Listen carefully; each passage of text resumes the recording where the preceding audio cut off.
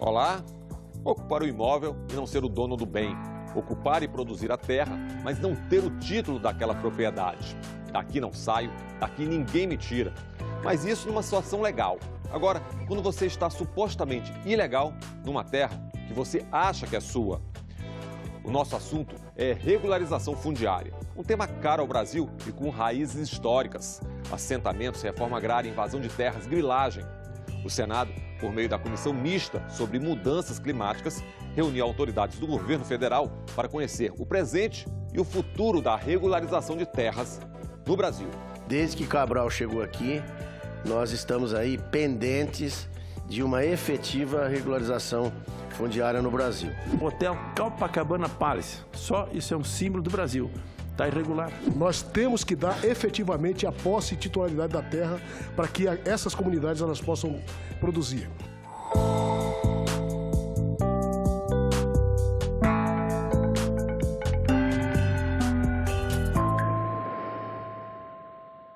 Então vamos a alguns números apresentados pela Secretaria do Patrimônio, SPU, órgão do Ministério da Economia, que administra o patrimônio imobiliário da União. E olha só, metade das moradias urbanas no país não tem escritura. Aqui tem um dado do Ministério de Desenvolvimento Regional, base 2019, onde temos aí dos 60 milhões de domicílios urbanos no país, 30 milhões não têm escritura. Ou seja, 50% está na informalidade ou ilegalidade. E é indistinta essa questão da irregularidade na parte patrimonial. Vai de favelas a condomínios de luxo. A cada $1 aplicado na regulação fundiária, tem-se um retorno esperado de investimento de 3 a 9 dólares. Dignidade, segurança jurídica. Palavras destacadas sempre quando se fala em regularização fundiária.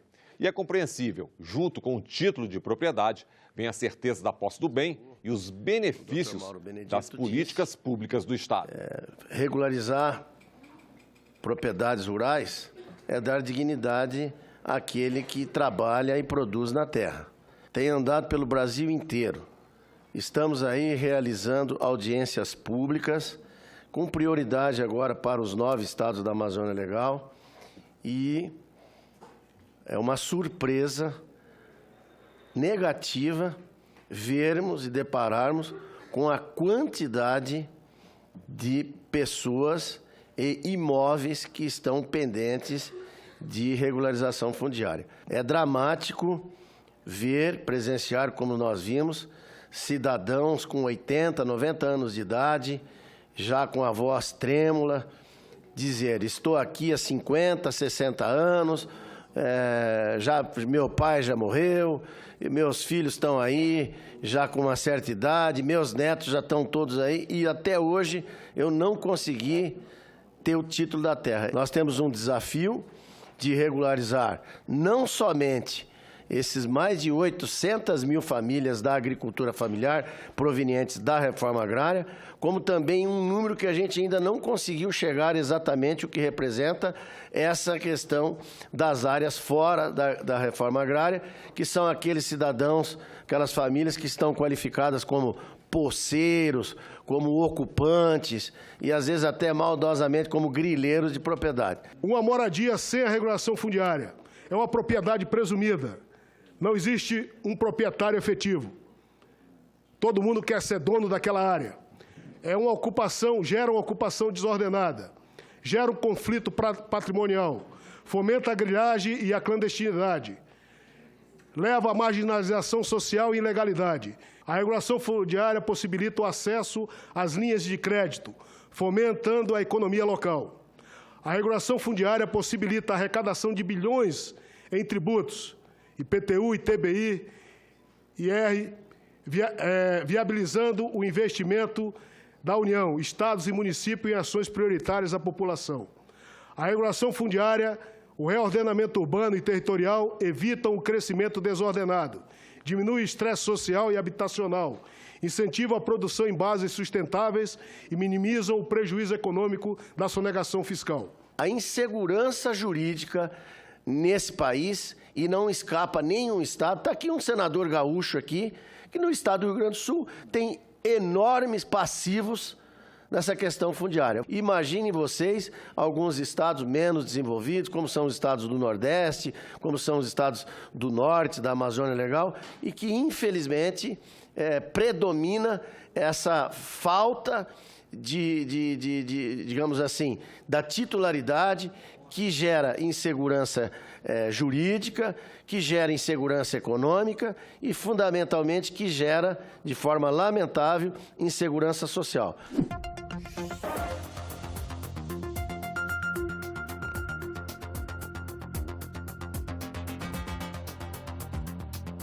O processo de regularização fundiária é determinante para a solução dos problemas agrários e ambientais na nossa região. É praticamente impossível fazer uma fiscalização sem a gente saber quem é o verdadeiro dono daquela área. Gostaria de corroborar tudo quanto dito por vários que me antecederam acerca da importância de um programa de cooperação de regularização fundiária. Agora vai esquentar. Desmatamento ilegal, ocupação de faixa de fronteira. E a pergunta: quais são os próximos passos do governo para essas e outras questões? O secretário nacional de regularização fundiária fala em autodeclaração. O que é isso? Estamos aí preparando uma medida provisória da qual nós vamos efetivamente fazer essa regularização fundiária andar. O senhor, todos aqui, cidadãos brasileiros, todo ano declaram o seu imposto de renda. Nós declaramos nosso imposto de renda. É de forma autodeclarável. Você tem lá, você declara o seu imposto territorial rural. É de forma autodeclaratória. Você faz o seu CAR, Cadastro Ambiental Rural. É de forma autodeclaratória. Você faz lá o seu certificado de cadastro de imóvel rural, CCIR. É de forma declaratória. Então, por que não a regularização fundiária também ser de forma autodeclaratória? E nós temos elementos técnicos que não há como ninguém ir lá e praticar uma mentira. Primeiro, a certidão de localização do imóvel, para saber se esse imóvel não está em terra indígena, não está em unidade de conservação e não está em, às vezes, uma sobreposição onde essa terra não é da União, e sim do Estado. Esse é o primeiro ponto. Segundo ponto, a identificação do imóvel através de georreferenciamento e de imagem satélite atualizada.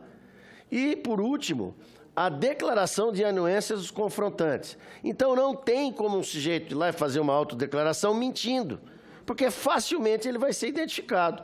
E nessa medida provisória, inclusive, existe uma punição rigorosa para aquele cidadão que vai lá e vai cometer uma inverdade, vai mentir na sua autodeclaração e dar um voto de confiança ao cidadão brasileiro. Esse cidadão brasileiro, deputado, ele está lá dentro da terra, trabalhando, produzindo, ele não é um cidadão do mal, ele é um cidadão do bem. Menos burocracia e mais eficácia. Nós temos no Brasil, em faixa de fronteira, um problema de regularização fundiária enorme. Precisamos da ajuda do governo para nós tramitar aqui no Congresso Nacional um projeto de lei, um está na Câmara e outro está no Senado, tramitando aí concomitantemente, para a gente ver prorrogado uma lei de 2015, da qual eu fui relator na Câmara, se eu não me engano, o autor era o Vossa Excelência, deputado Luiz Carlos Reis. A lei, por mais que está vigente, ela não teve eficácia porque os cartórios e o INCRA não conseguiram se entender e não fizeram a regularização no prazo, e o cidadão, o proprietário rural em faixa de fronteira está aí no limbo. Já se trabalhou, como disse o Sérgio aqui, numa parte, lá atrás, na Câmara, e agora eu tenho outro projeto que eu estou relatando, que a gente regulariza também essa questão que ele está falando das faixas de fronteira, municípios de faixa de fronteira, que é a nossa fronteira, nós temos lá no sul, Rio Grande do Sul, com Argentina, com Uruguai, com Paraguai, e vai subindo até Bolívia, Venezuela, enfim.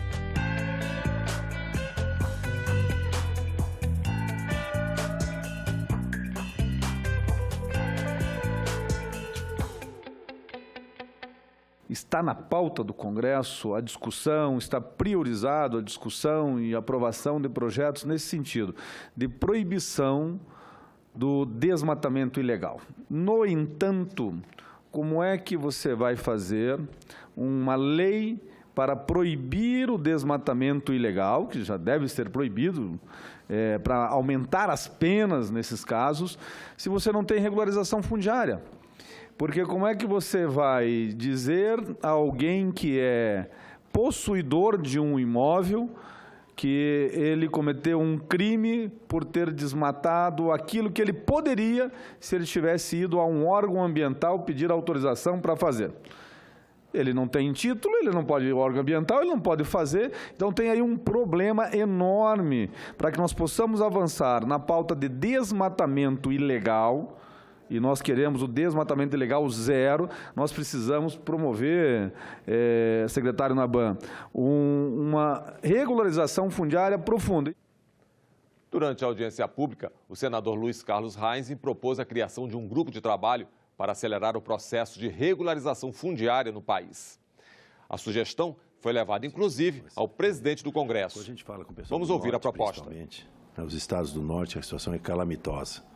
Eu tive lá em Raposa, Serra do Sol, acho que faz 12 anos, sei lá, antes de sair aquela demarcação. Nós vimos ali, naquele estado, pessoas esperando títulos dos anos 50. Não foram dos assentamentos de 94 para cá, que hoje tem 1.300.000 famílias assentadas que não tem titulação. O ano passado saíram lá na banca quase 11 mil títulos, certo? Muito pouco, para quem tem mais de 1 milhão. Isso de assentamentos. A ideia é que a gente possa fazer um grupo de trabalho, tem que envolver, vamos dizer assim, não só o governo federal, a tua secretaria específica, né, junto com o INCRA, mas também os estados, Emater, secretarias da agricultura, institutos de terra, que a gente pudesse chamar essas pessoas e fazer um arranjo. Vamos pedir que o presidente do Senado, o presidente do Congresso Nacional, ele nos ajude a formatar esse grupo de trabalho e buscarmos recursos, Edilásio, que a gente possa fazer o que precisa ser feito. Essas famílias estão à mercê. Nunca foi dado bola, não adianta sentar e não dá título. Eu quero chegar no Banco do Brasil, eu quero chegar no Sicredi, em qualquer lugar. Eu não tenho condições, porque eu não tenho título, eu não tenho propriedade, e já estou ali há 30, 50 anos, entendeu, Mauro? Vamos juntar um grupo e vamos fazer um trabalho onde os deputados que querem ajudar o seu estado, como essa deputada quer ajudar o estado de Rondônia, ela quer botar emenda parlamentar, recurso, daqui a pouco a bancada coloca dinheiro, a bancada do Amapá, a bancada de Roraima, a bancada de Rondônia, eles podem fazer para ajudar na titulação das terras do seu estado. Isso é uma ideia que a gente pode trazer e nós temos que fazer um processo imenso. Imagina 10 mil, foi ótimo o ano passado, 10 mil num ano, 11 mil quase que deu ano passado. Sim, mas para chegar a 1 milhão, se 10 mil por ano, quantos anos vão levar? 100 anos. Foro, taxa de ocupação, laudêmio. O que isso tem a ver com regularização fundiária? Imóveis classificados como terrenos de marinha pagam essas verbas para a União. E esse tema também foi discutido na audiência pública.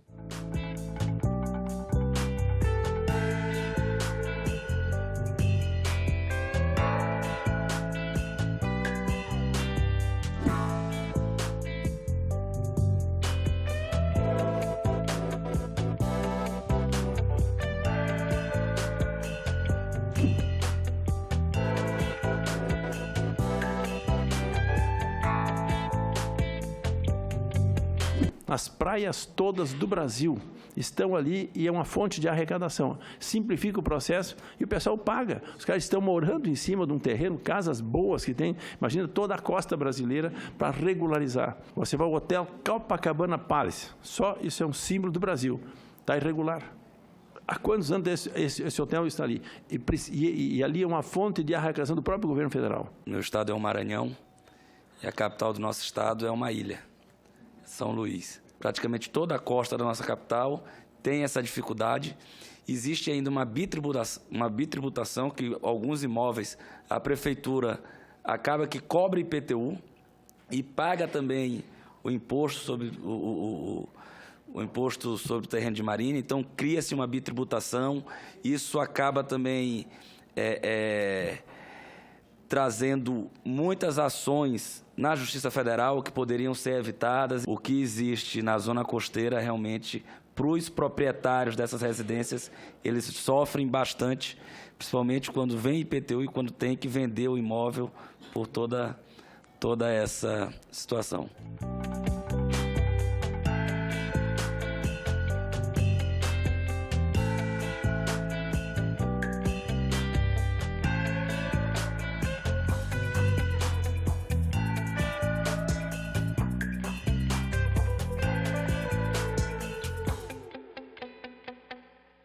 Regularização fundiária e as novas tecnologias. Como calcular o tamanho da terra, o uso de satélites.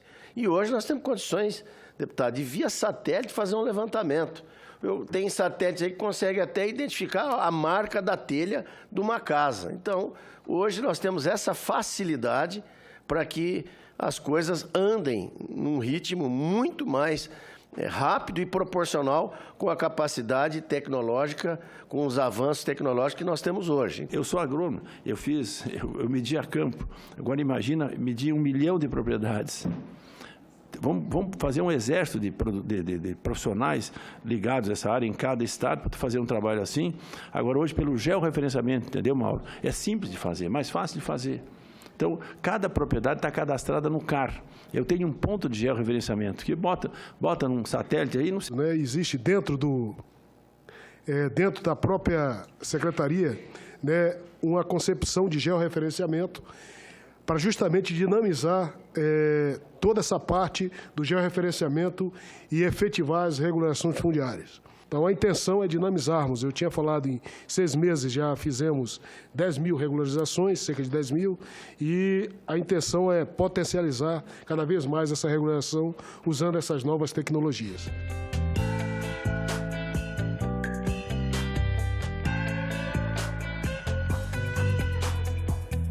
A preocupação com a regularização de terras de comunidades tradicionais, como os quilombolas, o avanço da mineração em terras indígenas, a ocupação da Amazônia.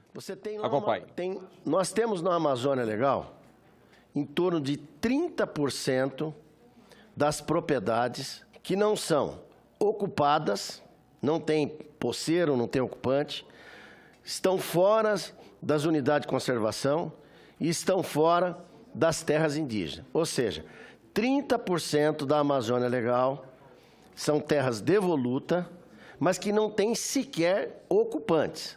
Portanto, ali são empregadas os atos ilegais, que vão da exploração ilegal da floresta, extração de madeira ilegal, dos garimpos ilegais, das derrubadas ilegais, tudo que acontece, o Estado, com o seu poder de polícia, de fiscalização, não tem nem sequer como identificar essas situações. Por quê? Porque ali não tem ninguém. As pessoas que chegam ali não são identificadas. Então, essa é uma das razões que nós precisamos promover também uma espécie de colonização agrária, o que ocorreu lá na década de 70. Tá? Então, nós precisamos identificar a todos. Porque a partir do momento que ali aquela propriedade está identificada, qualquer tipo de crime ambiental, ou de garimpo ilegal, etc., o sujeito vai ser punido, vai ser responsabilizado. E hoje, infelizmente, nós não temos isso. O senhor tem conhecimento como é calculado o valor da terra que será cobrado no processo de regularização na área da Amazônia? Qual a regra para aquele titulado que pagar à vista o título? Ele pode revender a área? O governo vistoria essas áreas que estão sendo tituladas? Nós temos um desafio, deputado, falo olhando no seu olho, é fazer a regularização fundiária principalmente para esses em torno de 1 milhão de pessoas da reforma agrária que não têm a dignidade de ter seu título de propriedade. Eu sei que esse governo tem um compromisso público de, nesses 4 anos de governo, entregar no mínimo, 600 mil títulos de propriedade para essas pessoas da agricultura familiar provenientes da reforma agrária. Saber se esse processo de titularização dos assentamentos vai ter critério, porque a hora que você faz a titulação, você de certa forma também tira a responsabilidade do poder público fazer aquele outro conjunto de investimentos na perspectiva da autonomia dos assentamentos. Aquele assentamento que nunca foi levado água, nunca foi levado outra estrutura, nunca teve assistência técnica, simplesmente está colocado lá o assentamento.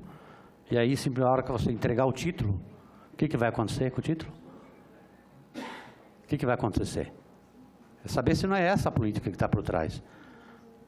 Vai ser vendido e você vai de novo ter um processo de concentração de terra, e aquelas pessoas que vão vender vão para a periferia da primeira cidade mais próxima e entrar na fila de novo daqueles que precisam ser distribuídos de terra.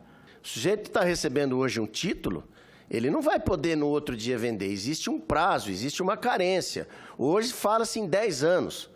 E nós estamos estudando e não faremos nada sem o respaldo do Congresso Nacional. Se for via medida provisória, vai ser debatido na forma mais democrática possível e os senhores é que vão aprovar ou não. Então, o senhor tenha certeza que o objetivo é promover uma regularização fundiária dentro da lei, dentro dos critérios, e que não haja nenhuma maneira de pessoas quererem se beneficiar para fazer isso que o senhor disse, porque serão impedidos pela própria lei. A lei está lá constando, vai ter um determinado prazo que ele não vai poder já pegar o título hoje e amanhã sair vendendo. Nós temos que diminuir esses valores de terra nua, nós temos que aplicar um desconto significativo para quem consegue pagar à vista, nós temos que facilitar a vida. Nossa obrigação é regularizar. A pergunta que o deputado nos fez, né, em relação às comunidades tradicionais. Hoje nós estamos trabalhando em cima de uma PEC, né, para justamente que vai ao encontro aqui do que o deputado colocou, que é terrenos de marinha, incluindo nessa PEC, né, também a regularização fundiária para essas comunidades tradicionais. Tem 20 mil garimpeiros dentro da terra Yanomami. Estão voltando. Pesquisa agora feita pela Fiocruz mostrou a quantidade de metais pesados e de mercúrio nas mulheres, nas crianças Yanomami. Deixa eu só dizer, viu, Nilton? Em alguns casos, 800 vezes mais aquilo que admitido pela Organização Mundial de Saúde. Só para te colocar. É ilegal. O que nós estamos fazendo? O que nós estamos fazendo para impedir isso? Então, há uma pressão muito forte.